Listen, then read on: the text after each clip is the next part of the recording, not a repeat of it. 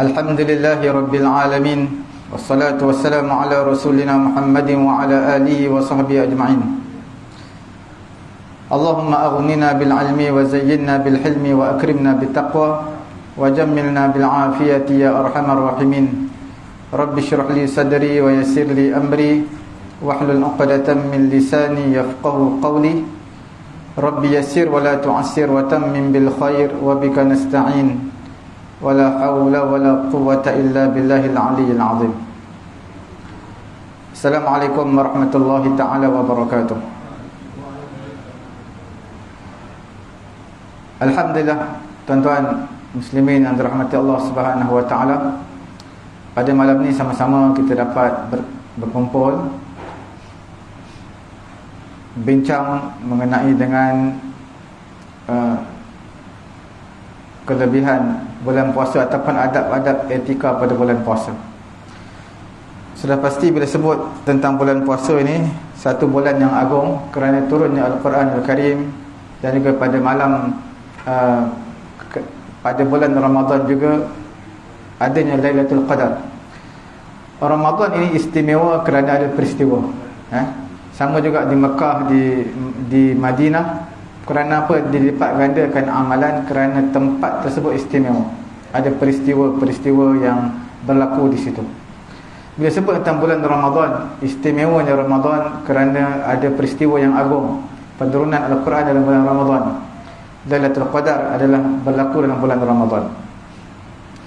Kita sebut beberapa kelebihan Ramadan. Di antaranya Ramadan, puasa bulan Ramadan dan juga qiyam pada bulan Ramadan adalah sebab diampunkan dosa-dosa kita. Ini semua berdasarkan hadis daripada Abu Hurairah radhiyallahu taala anhu. Nabi sallallahu alaihi wasallam bersabda, "As-salawatul khams wal jumu'atu ila al-jumu'ah wa ramadan ila ramadan mukaffiratu ma bainahunna idza jutuniba al-kaba'ir." Semayang 5 waktu antara satu semayang dengan satu semayang yang lain, dan juga Jumaat sampai Jumaat minggu depan, Ramadan sampai Ramadan depan, akan mengampunkan dosa di antara keduanya. Di antara solat 5 waktu tadi, antara satu waktu dengan satu waktu, antara Jumaat dengan Jumaat, antara Ramadan dengan Ramadan, diampunkan dosa selagi mana dijauhi dosa-dosa besar.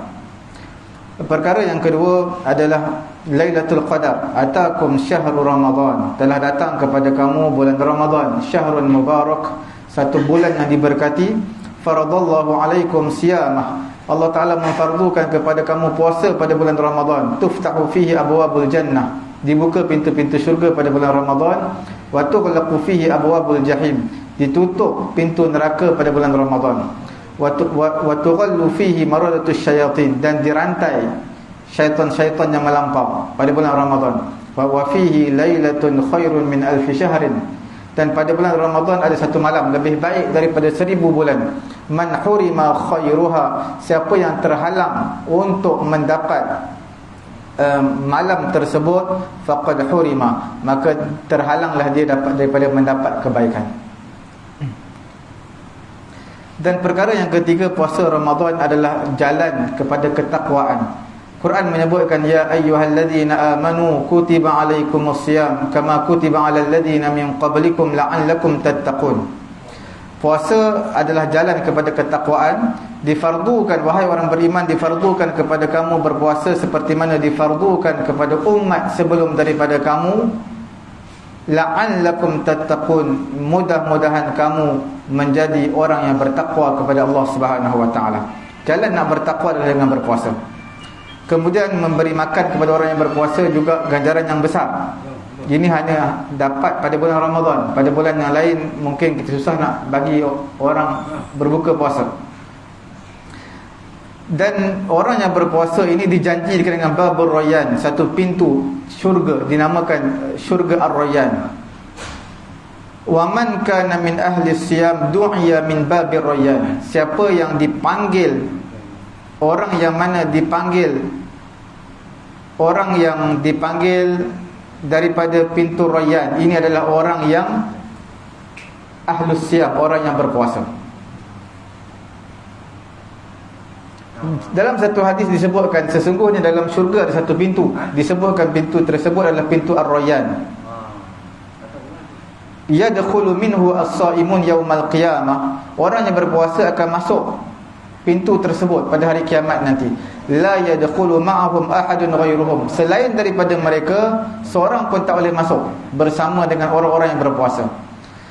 Dikatakan aina as-saimun, di manakah orang-orang yang berpuasa? Fayadkhuluna minhu, semua masuk, orang yang berpuasa masuk ke dalam syurga Ar-Rayyan. Fa idza dakhala akhiruhum, orang yang terakhir di kalangan mereka akan masuk, kemudian falam ughliqa falam yadkhul minhu ahadun, dan dikunci, ditutup, dan tidak ada seorang pun masuk selepas daripada itu. Dan juga pada bulan Ramadan, iaitu doa akan dimustajabkan oleh Allah Subhanahu wa taala. Tuan-tuan lihat dalam ayat surah Al-Baqarah yang kita bacakan tadi, ya ayyuhalladzina amanu kutiba alaikumus siyamu kama kutiba alal ladzina min qablikum la'allakum tattaqun. Di tengah-tengah ayat sebelum berakhirnya ayat puasa ada disebutkan, wa idza sa'alaka ibadi anni fa inni qarib ujibu da'watad da'i idza da'an falyastajibu li wal yu'minu bi la'allahum yarshudun. Wa idza sa'alaka ibadi, apabila hamba aku minta bertanya kepada kamu wahai Muhammad mengenai aku, Allah Taala kata, fa inni qarib, jawablah aku ni dekat. Ujibu da'watad da'i idza da'an, aku akan memperkenankan doa orang yang berdoa apabila dia berdoa kepada aku. Daripada Anas bin Malik radhiyallahu taala anhu, dia berkata Nabi SAW bersabda, salasu da'awat, 3 doa la turad, tidak akan ditolak doa mereka. Yang pertama da'watul walid, doa ayah ataupun doa ibu dan ayah. Yang keduanya da'watus shaim, doa orang yang berpuasa. Dan yang ketiganya wa da'watul musafir, doa orang yang bermusafir. Riwayat Imam Al-Baihaqi. 3 ini adalah doa yang tak akan ditolak. Doa yang, tempat yang mustajab untuk berdoa, waktu yang mustajab. Waktu yang mustajab ketika berpuasa. Berpuasa ni bila yang kita berpuasa, maka doa kita mustajab, terutama selepas sembahyang fardu, terutamanya sebelum daripada berbuka puasa. Itu diberi penekanan sebab masa banyak. Selalu kita buat persiapan berbuka puasa ni sebelum azan 15 minit dah siap dah. 10 minit sebelum berbuka dah siap. Apa yang kita buat? Adakah kita main handset, tengok Facebook ataupun Twitter dan sebagainya? Yang sepatutnya kita buka Quran, baca Quran, ataupun kita berdoa pada ketika itu.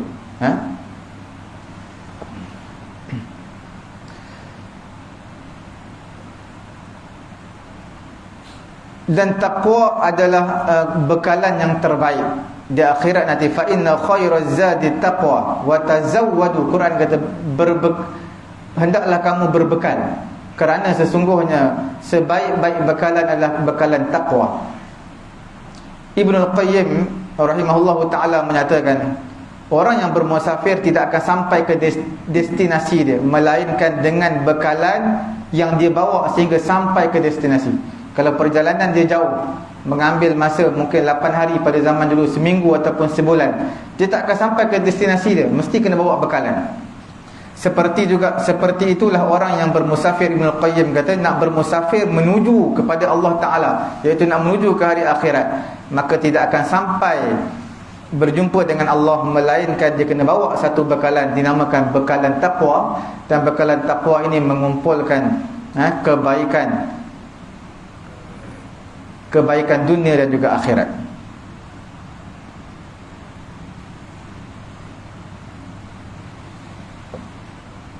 Perkataan masyhur daripada Ali bin Abi Talib, dia menyatakan, al-khawfu minal jalil wal amal bin tanzil wal isti'adad li yaumir ruhil wal ridha minad dunya bil qalil. Iaitu takut kepada Allah Ta'ala, hendaklah takut kepada Allah Ta'ala, dan juga beramal daripada hukum Al-Quran, dan juga membuat persediaan untuk hari akhirat, dan juga redha apa yang ada di kehidupan dunia ni walaupun sedikit. Amirul Mukminin Umar ibn al-Khattab radhiyallahu taala anhu pernah bertanya kepada Ubay bin Ka'ab.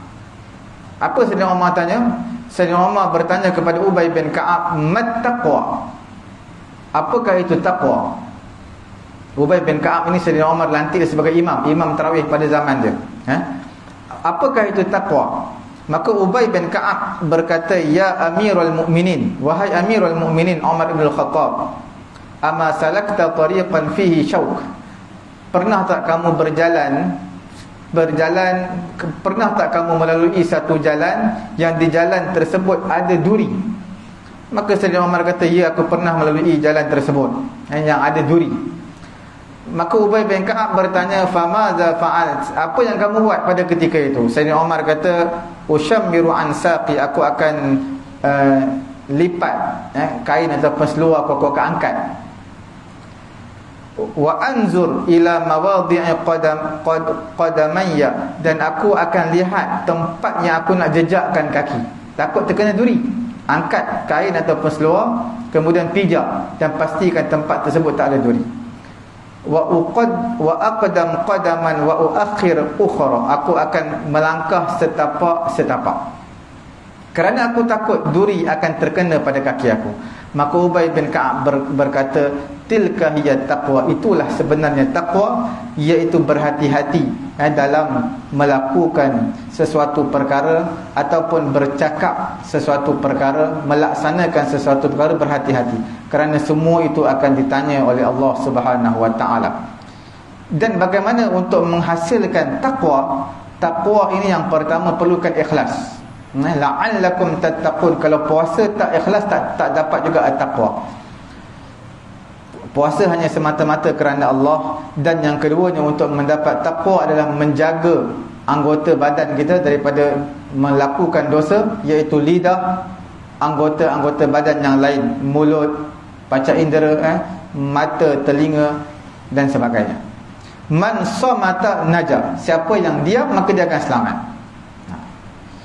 Dan perkara yang ketiga untuk mendapat taqwa adalah berkongsi dalam kebaikan dan bersegera dalam kebaikan. Dalam suratul Mu'minun, ulaika yusari'una fil khairati wa hum laha sabiqun.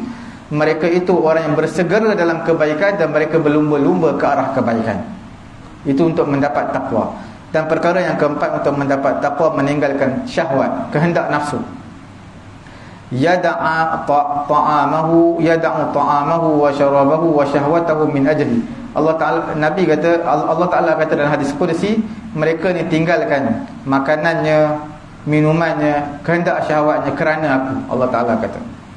Perkara yang kelima, membesarkan, mengagungkan syiar puasa ini. Ka'ibadatin walaysa 'adah. Besarkan ibadat puasa, puasa ni bukan adat tetapi adalah ibadat. Kemudian berzikir kepada Allah setiap masa, beristighfar kepada Allah setiap masa, sentiasa ingat kepada Allah Subhanahu wa taala. Yang ketujuh, hanya untuk mendapat taqwa adalah berdamping dengan orang-orang yang baik, orang-orang yang soleh. Man yantafi'a bihim wa bikalamihim, dan juga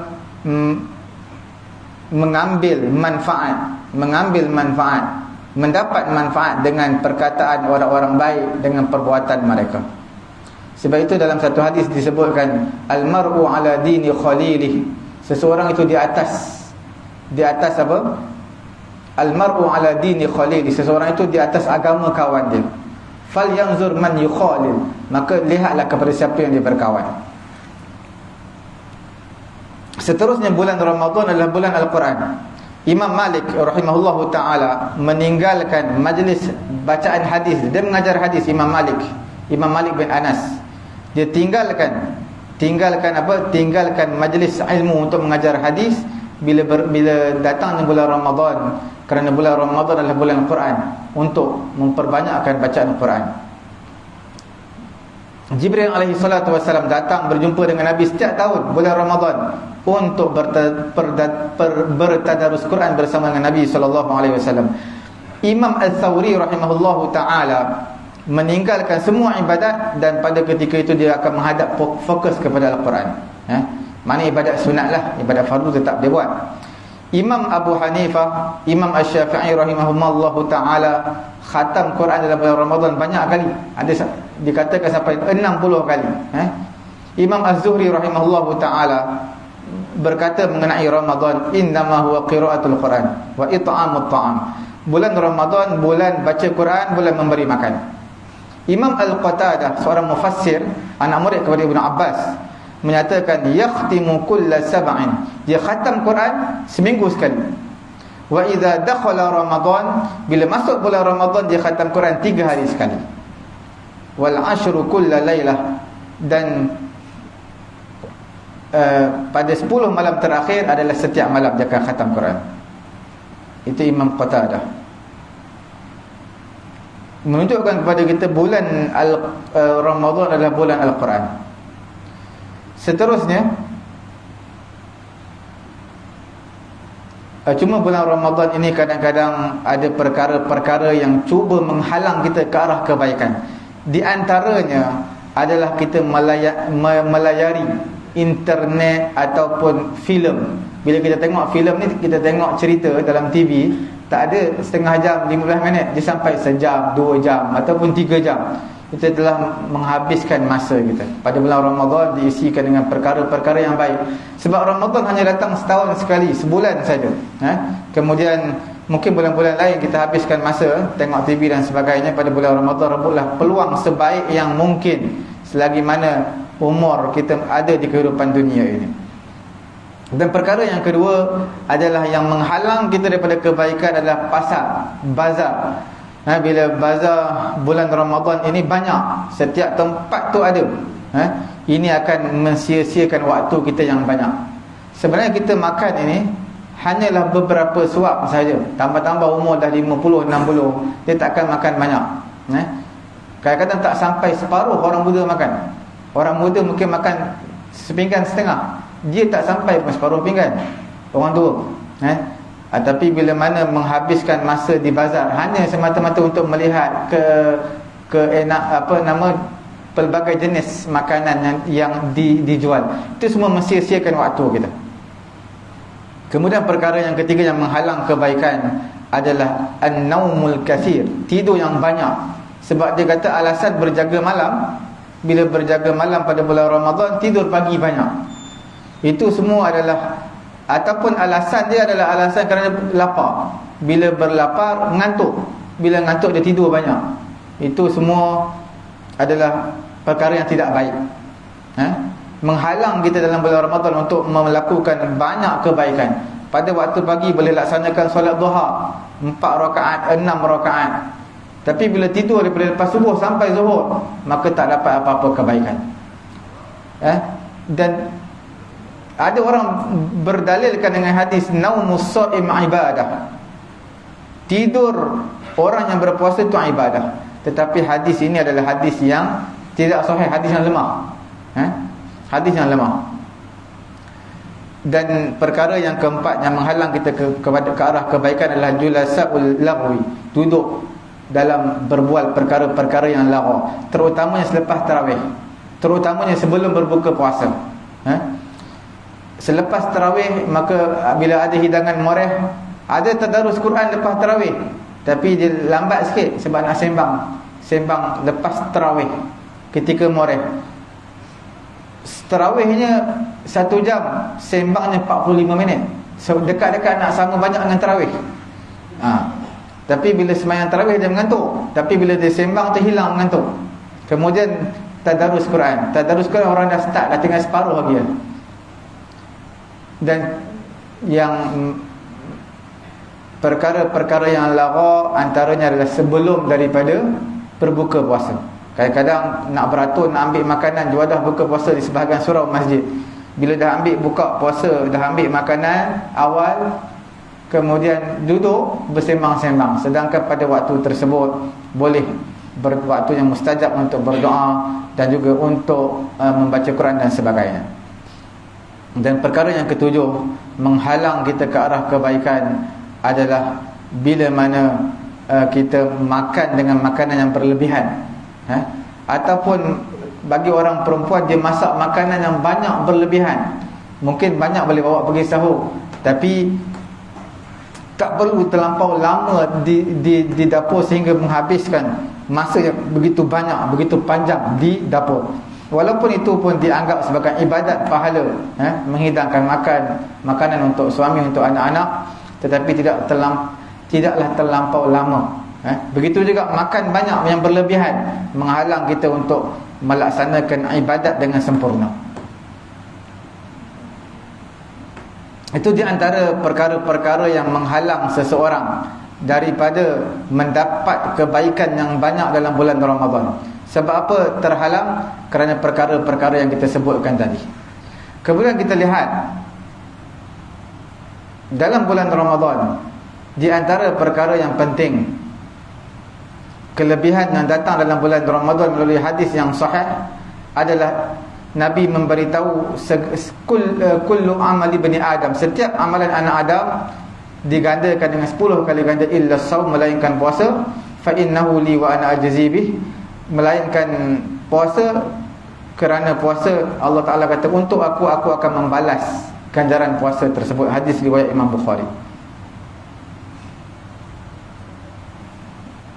Kemudian as-siyam wal Quran, puasa dan juga Quran, yashfa'ani lil abdi, akan memberi syafaat kepada seorang hamba yaumal qiyamah, pada hari kiamat nanti. Macam mana beri syafaat? Yaqulus siyam, puasa akan berkata kepada Allah, ay rabbi, wahai Tuhanku, mana'atuhu at-ta'am wasyahawat bin nahar fashaffi'ni fi.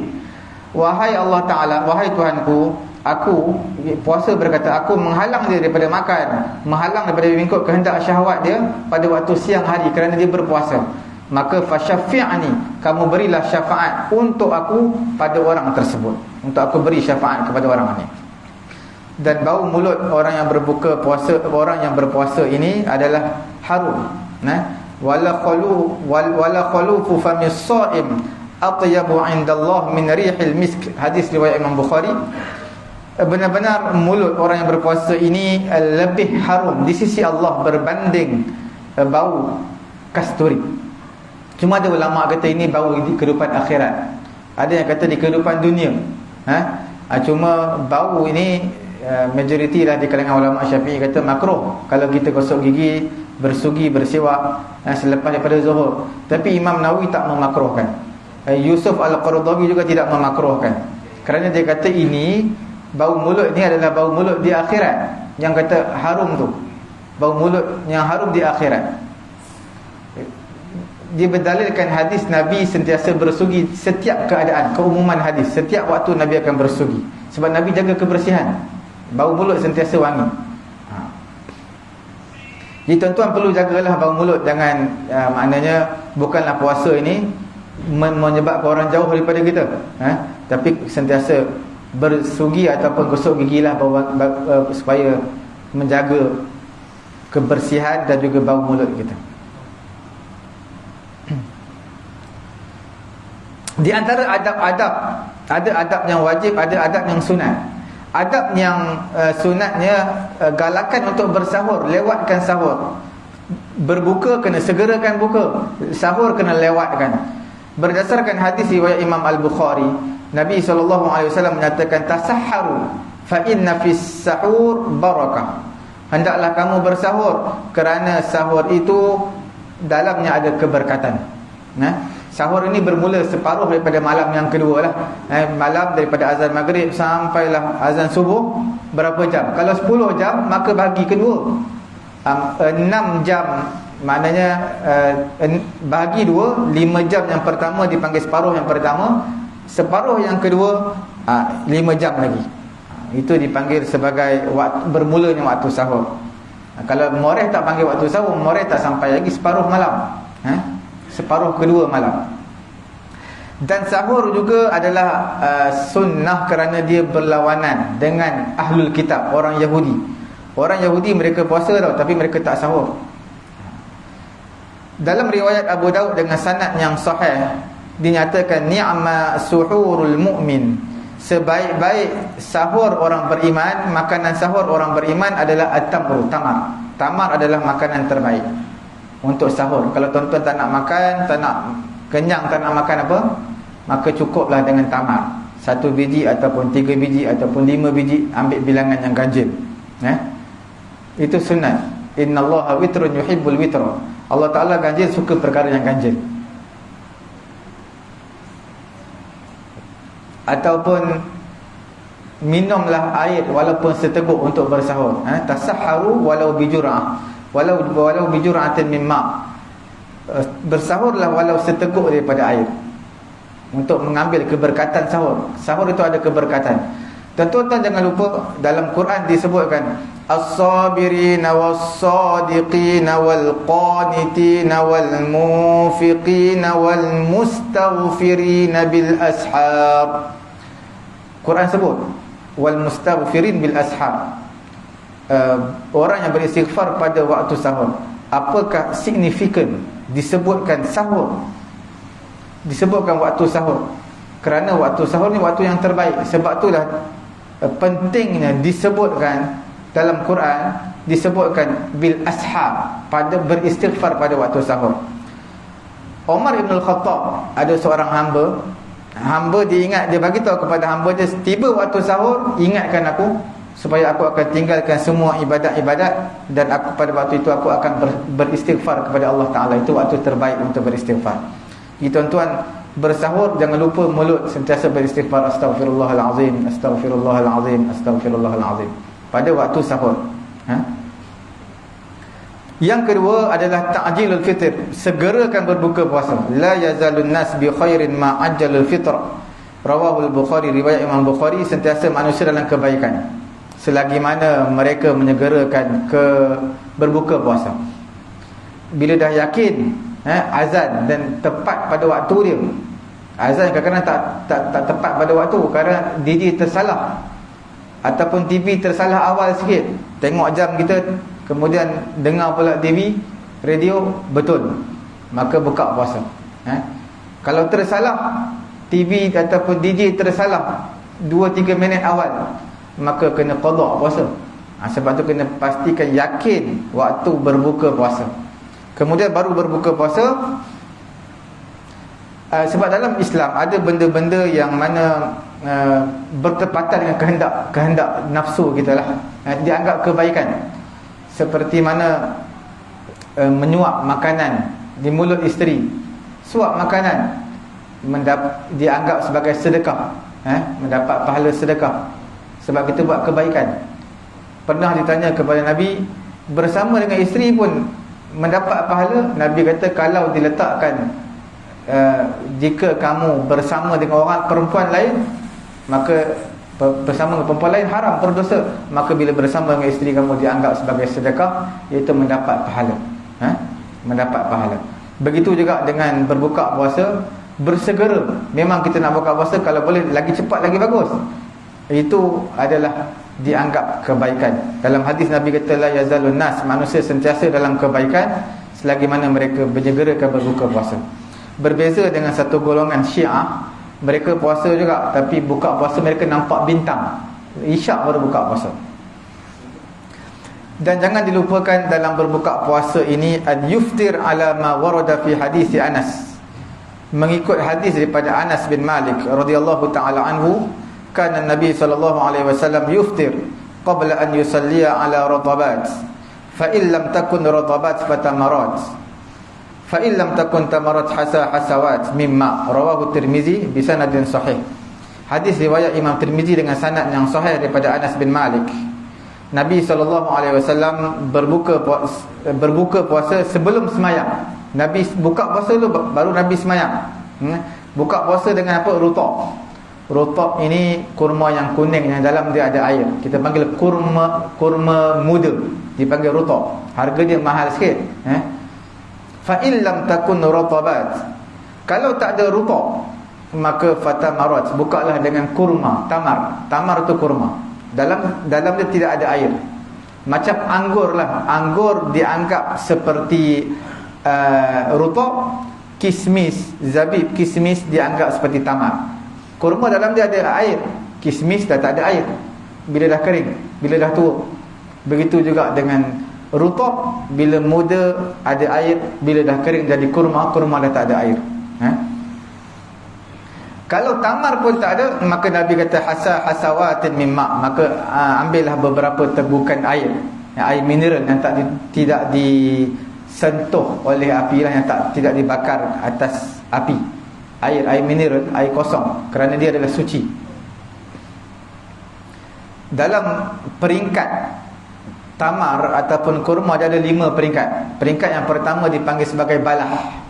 Balah ni tak ada siapa yang makan. Manusia tak makan, haiwan pun tak makan. Satu lagi peringkat yang kedua, sebab balah ni masih dalam mayang, mayang dia lagi. Kemudian peringkat yang kedua dipanggil sebagai busur. Busur ni ada satu qabilah, satu golongan di kalangan manusia makan, tapi kebanyakannya tak makan sebab dia masih muda, keras dan tak ada rasa sangat. Dan peringkat yang ketiga adalah dipanggil sebagai rutab. Rutab ni orang sukalah sebab dia manis. Kemudian peringkat yang keempat dipanggil tamar. Tamar dah tak ada air dah. Kemudian antara adab yang sunat selepas daripada berbuka puasa, selepas berbuka puasa, dalam hadis tadi Nabi berbuka puasa sebelum semayang. Disunatkan buka puasa dulu baru semayang. Cuma buka puasa ni, buka puasa makan sampai kenyang, semayang ataupun makan buah-buahan tamar, buah-buahan tamar, air kosong, air teh ke air sejuk ke, kemudian semayang. Ikut atas tempat lah. Sebahagian tempat makan kurma dan juga kuih muih dulu, kemudian semayang. Atas sebahagian tempat makan sampai kenyang dulu, 15 minit, 20 minit sampai 25 minit baru semayang maghrib. Kalau kecenderungan saya bagi makan sampai kenyang. Makan, maksud makan sampai kenyang ni makan nasi semua dulu lah, kemudian baru semayang maghrib. Itu kecenderungan saya. Kerana makanan telah dihidangkan, walaupun ditutup, manusia ni walau tutup pun dia akan buka. Maka keinginan dia untuk makan lebih, supaya bila semayang tu khusyuk. Kalau dia semayang maghrib dulu baru makan nasi, maka fikiran dia akan teringat, lepas ni ada nasi biryani ke ayam goreng ke, dia akan teringat, hingga menghilangkan khusyuk dia. Kemudian dia akan meninggalkan beberapa perkara sunat, terutama hatta imam sekalipun kadang-kadang semayang tak sempat wirid. Al-Fatihah terus doa semayang maghrib. Sebab apa? Sebab lapar, dia nak kejar makanan. Jadi sebenarnya kena wirid. 10 wirid sama bulan Ramadan, tak bulan Ramadan sama. 33 kali subhanallah, 33 kali alhamdulillah, 33 kali Allahu akbar. Kemudian semayang sunat. Kadang-kadang tak semayang sunat dah, terus pergi berbuka puasa. Bila berbuka puasa, buka puasa hanyalah kita lepas semayang semua, maka ada waktu lagi setengah jam. Selalunya setengah jam lah. Bila mana kita balik rumah, mungkin kita akan sampai lambat ke masjid ataupun surau, ataupun kita buat kerja lain. Lebih baik kita berada di surau, di masjid selepas buka puasa. Kita boleh membaca Quran, berzikir dan sebagainya. Niat i'tikaf dalam masjid ataupun surau. Dan pada ketika itu, pada ketika mana dan digalakkan juga untuk berbuka puasa di masjid ataupun di surau, supaya dapat berjemaah. Kalau buka puasa di rumah pun boleh, takut terlepas jemaah. Selepas berbuka puasa, beberapa tegukan air dan juga kurma, tamar ataupun rutab, maka bacalah doa daripada Ibnu Umar radhiyallahu taala anhuma. Nabi SAW idza aftara qala dhahaba adh-dhama'u wa batallatil 'uruq wa sabata al-ajru insyaallah. Selepas daripada Nabi makan berbuka puasa, maka Nabi akan baca doa dhahaba adh-dhama'u wa batallatil 'uruq wa sabata al-ajru insyaallah. Hadis riwayat daripada Abu Daud dengan sanad yang sahih. Hadis ni ulama menyatakan sahih. Cuma hadis yang Allahumma laka sumtu wa ala rizqika aftartu bi rahmatika ya arhamar rahimin. Hadis tersebut sebahagian ulama kata sahih, sebahagian yang kata okey. Mana tidak sebahagian kata dhaif, lemah, sebahagian kata tidak lemah. Cuma hadis yang datang Allahumma laka sumtu wa ala rizqika. Orang Melayu kita suka tambah wa bika amantu. Allahumma laka sumtu wa bika amantu wa ala rizqika. Amantu mana aku beriman. A tu panjang. Tapi tak ada dalam hadis lah. Cuma ditambah. Tapi tidak ada dalam hadis. Dan ada perkara yang wajib sebenarnya dalam ketika kita berpuasa yang perlu kita jaga, iaitu menjauhi perkara-perkara maksiat ataupun percakapan yang mencarut, yang tidak baik. Nabi SAW menyatakan, wa idza kana yaumu saumi ahadikum, hari puasa salah seorang di kalangan kamu, fala yarfus, bila seseorang puasa maka janganlah dia mencarut, wala yaskhab, jangan dia menjerit-jerit, menjerit-jerit.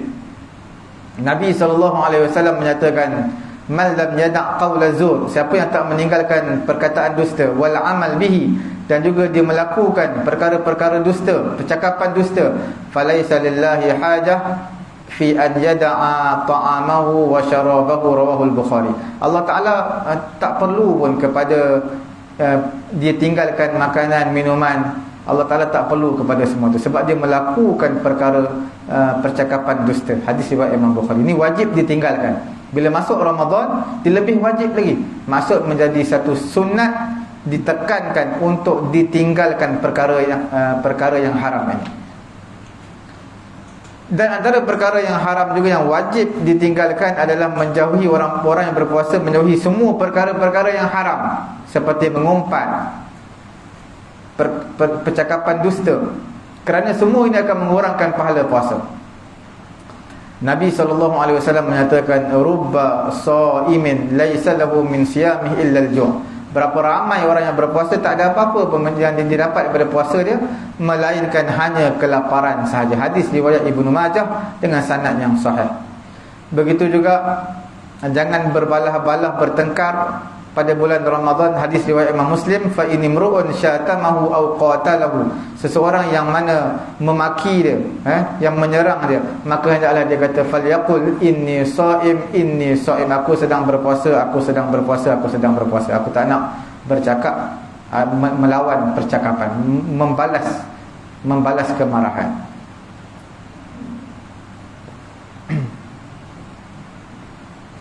Perkara yang seterusnya adalah tidak banyak makan. Ma mala'a adamiyun wi'a'an syarran min batnin. Hadis riwayat Imam Tirmizi dengan sanad yang sahih, tidak penuh anak Adam satu bekas yang paling buruk, iaitu daripada perut dia. Mana penuhkan perutnya antara perkara yang tidak baik. Penuh perut sampai kenyang. Dan perkara yang seterusnya adalah al-jud bil ilmi wal mali wal jahi wal badan wal khuluq, iaitu dermawan pada bulan Ramadan. Sama ada dermawan dengan harta, dengan ilmu, dengan pangkat, ataupun dengan badan, ataupun dengan akhlak. Semua dia jadi pemurah.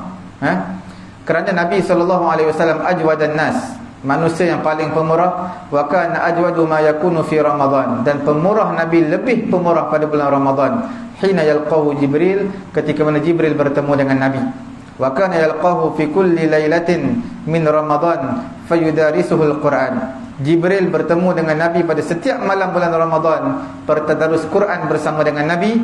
Fala Rasulullah sallallahu alaihi wasallam ajwadu bil khair min ar-rihil mursalah.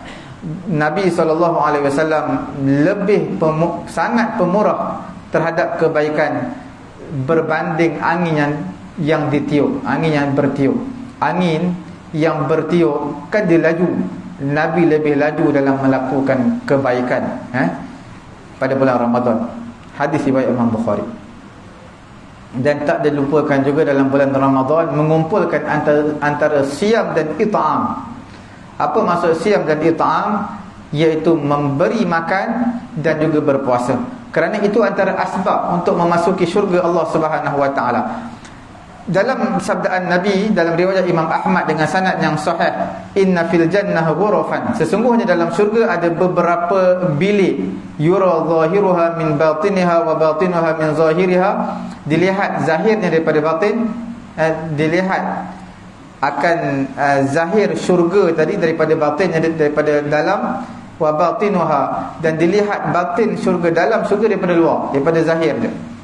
Allah Subhanahu wa taala menyediakan syurga beberapa bilik ini, syurga yang mempunyai beberapa bilik, kepada siapa? Liman alanal kalam, orang yang bercakap dengan penuh sopan santun, bercakap dengan penuh kelembutan. Wa at'amat ta'am, orang yang memberi makan. Allah Taala sediakan syurga yang ada beberapa bilik. Wa taba'a siyam, dan diikuti pula dengan berpuasa, memberi makan dan juga dia berpuasa. Wa shalla bil laili wan nasu niyam, disemayang pada waktu malam sedangkan manusia tidur pada ketika itu. Dan dalam riwayat Imam Tirmizi dengan sanad yang sahih, man fattara sha'iman kana lahu mislu ajrihi ghairu annahu la yanqusu min ajri shaim syai'un, siapa yang memberi makan kepada orang yang berpuasa, ganjaran baginya seumpama ganjaran orang yang berpuasa, cumanya tidak dikurangkan pahala orang yang berpuasa sedikit pun. Makna dia bagi orang sponsor orang buka puasa, dia dapat pahala penuh, sedangkan pahala dia tidak penuh. Sebab kita berpuasa kadang-kadang tersalah cakap, kadang-kadang mulut salah cakap, tangan ada dosa, kaki dosa, maka kuranglah pahala. Syekhul Islam Ibnu Taimiyah menyatakan, yang dimaksudkan dengan memberi makan adalah memberi kekenyangan kepada orang yang berbuka puasa.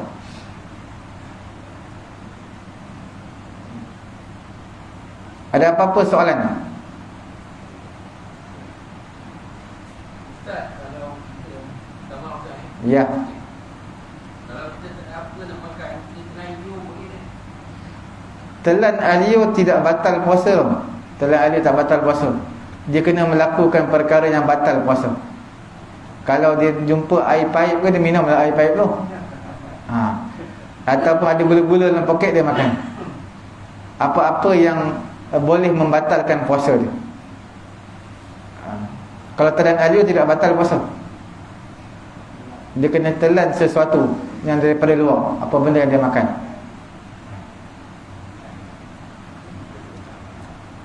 Tapi kalau tak ada apa-apa, dia kena tunggulah. Tunggu sampai ada makanan, contoh dalam kereta jam, tak boleh buka puasa sebab tidak ada apa-apa, maka sampai rumah dia ada, terus buka puasa. Selalunya kita bersiap sedialah dengan bekalan makanan sikit, walaupun seteguk air dalam kereta ke, dalam kenderaan motor kita. Dan ini antara kuliah terakhir kita lah sebelum kita memasuki bulan Ramadan. Dan pada bulan Ramadan juga kita akan melalui semayang tarawih lah. Semayang tarawih ni bergantung pada setiap tempat lah. Ada yang 8, ada yang 20. Kemudian ada yang baca pendek, ada yang baca panjang. Sebenarnya semayang tarawih semayang sunat. Cuma Nabi kata kalau di semayang sunat ini boleh duduk. Cuma Nabi kata man shalla qa'idan, siapa semayang duduk, falahu nisfu ajril qa'id, maka dia dapat pahala separuh lah. Kalau dia semayang tarawih, kalau dia penat, mungkin kerja banyak pagi tadi, malam dia penat, semayang duduk, sama ada atas kerusi boleh, kat bawah boleh. Kemudian kalau dia rasa segar, dia berdiri pula. Rakaat pertama duduk, rakaat kedua berdiri, ataupun rakaat pertama berdiri, rakaat kedua duduk. Cuma di kalangan kita akan rasa malu lah sikit. Sebab apa? Sebab dia muda lagi, mungkin 50. Orang yang sebelah dia, orang belakang dia mungkin dah 70, boleh sembahyang berdiri. Tapi tak apalah, sebab sebenarnya setiap manusia tugasan dia lain. Bila mana seseorang itu semayang duduk, mungkin dia letih, dia banyak kerja pagi tadi. Mana orang tahu yang umur 70 kerja dia tidur je pagi. Jadi tu yang dia boleh semayang berdiri tu. Yang kita banyak kerja, jadi mungkin ada banyak kerja dan sibuk, menyebabkan kita penat pada malam tu. Tapi bukan setiap malam lah. Kalau setiap malam semayang duduk je boleh. Cuma jemaah-jemaah lain pun berdiri juga. Kita kena usaha lah. Semayang berdiri. Cuma kalau semayang duduk dapat pahala separuh lah. Cuma bila kita semayang duduk, dah semayang duduk rakaat pertama, kemudian imam rukuk, kita rasa nak rukuk berdiri, kita boleh bangun rukuk seperti orang semayang berdiri. Kita boleh bangun rukuk seperti orang semayang berdiri. Kalau kita nak bangun malas sakit lutut, rukuk sembahyang duduk. Rukuk sembahyang duduk, kita panggil muka ataupun dahi ni setentang dengan depan lutut kita lah. Kita tunduk sikit depan lutut. Itu minimal lah, minimal untuk rukuk. Yang sempurna adalah kita kedepankan sampai setentang dahi kita dengan tempat sujud, setentang. Itu yang terbaik lah. Kemudian dalam antara pesanan saya juga, antara semayang tarawih ini, Nabi kata man qama ma'al imam, siapa yang sembahyang bersama dengan imam, daripada awal sampai ke akhir, maksudnya kutiba lahu qiyamul lailatin, maka dia diberi pahala beribadat sepanjang malam. Jadi kalau kita rasa nak sembahyang 8, kita tengok tempat yang 8. Jangan imam buat 20, kita buat 8. Kita tak dapat ganjaran pahala seperti beribadat qiyam sepanjang malam. Bila kita nak buat 8, kita pergi tempat 8 sampai kita ikut imam sampai habis. Tempat tu ada buat 8, tapi silap. Dia silap tempat. Buat 8 tapi habis lebih lama daripada yang buat 20 rakaat. Maka dia kena ikut lah sampai habis. Mungkin satu rakaat tu dalam 10-15 minit, lebih lama daripada yang 20 rakaat. Cuma bila sembahyang tarawih, maksud sembahyang bersama dengan imam sekali dengan witir sampai habis sembahyang imam.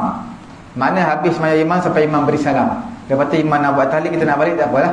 Imam nak buat tahlil, nak buat selawat, nak baca Asmaul Husna ke selawat apa ke, kita pulang lah. Tapi yang penting kita dah sembahyang habis bersama dengan imam, baru dapat ganjaran seolah-olah menghidupkan sepanjang malam.